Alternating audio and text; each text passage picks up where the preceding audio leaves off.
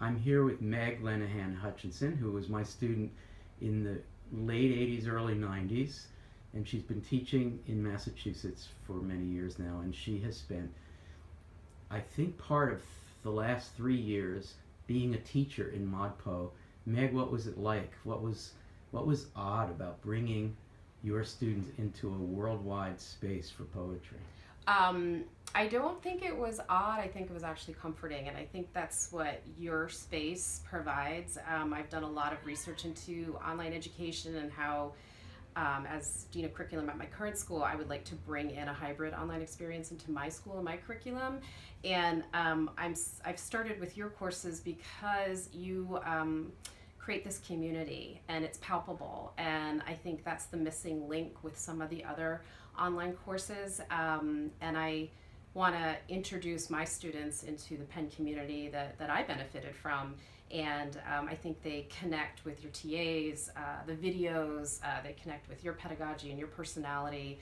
And so they feel immediately like a part of a larger group, not just an individualized learning experience. And that's been quite wonderful. So it's not been odd, it's been wonderful. And my students get very excited about literature, and that's really the main point too. You mentioned that there's a community feel inside ModPo, but can you speak particularly about what your students encounter that makes it feel like a community of interpreters, a literary community, or whatever it is? Well, my students enter into it sort of developmentally at a younger age. So I have 17 and 18-year-olds entering into ModPo. When I took your course, I think I was 20 or 21 years old. And so it's quite wonderful to see them engaging with people of all ages, all levels, different nationalities, international folks, global thinkers. And then I think it equalizes everybody because they don't worry about being the youngest kid in the community. They are invited in as a thinker and they're valued, and slowly they become more and more comfortable with commenting and posting. They're always a little bit nervous when they post their first essay, but I've been really proud of their work, and every student of mine who's taken your course has always come back and said, wow, I actually got really great feedback. Like, I wrote a good essay, Ms. Hutcheson. So I think it builds their confidence and it does equalize them, and then they can forget about being the youngest kid and just enter in as a thinker. You're used to, because you've done not just this but other thinking a lot about online teaching at the high school level.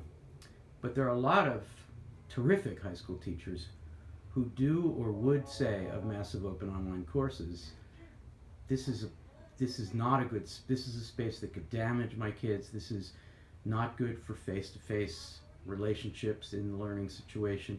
What can you say to those who are very skeptical about being the idea of being a high school teacher, taking students into a massive open online course? I think the goal of any educator right now in the 21st century is you've got to work with innovation, you've got to try it, you've got to shift your mindset. We talk a lot about Carol Dweck's mindset work at my school. We've tried to adopt that philosophy, but if I don't adopt it as a teacher, then I'm not modeling it for my students. And I think you have to do your due diligence. I took your class and vetted it before I even sent it out to my students. So I had to do my research, I had to do my homework. I obviously knew you as a teacher and wanted desperately to introduce my students to your style and your pedagogy and your philosophies. So I had a comfort level with how you teach, your content, and the great, high expectations of the course. But I would recommend any teacher take the course first, whether it's a MOOC, whether it's a university offered class, whether it's Khan Academy. You have to be the student, and I run it so that I'm the student with the student. I take the course with the kids, and So that's one of my you've favorite offered a parts. very practical suggestion for teachers who might like to try this, which is first take the course yourself. Yes. All right, what are items 2 and 3, practical suggestion for teachers who are going to do this? I set up a tutorial, so I run the course so 2 or 3 days a week. I have my set class block and I'm with the students, so I've created sort of a hybrid online experience. Then the kids do their work independently over the weekend or various days. So I help them work through sort of the logistical aspects of what the course requires. I set them up on Wednesdays or Thursdays, kind of outlining their ideas for the papers that would be due on Sunday, reminding them of the due dates. So there is that component of sort of a little bit helping the kids through the executive functioning part of being in an online course. So you're not abdicating your responsibility as a teacher. No. You're actually guiding them. Instead of teaching them, you're guiding them to enter another learning space. Yeah.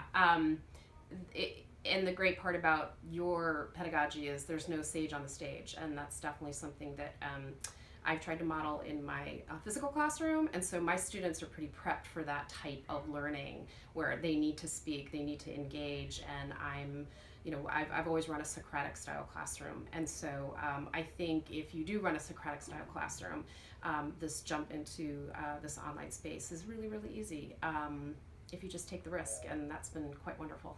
Great. Thank you so much, Meg. Thank you. It's fantastic.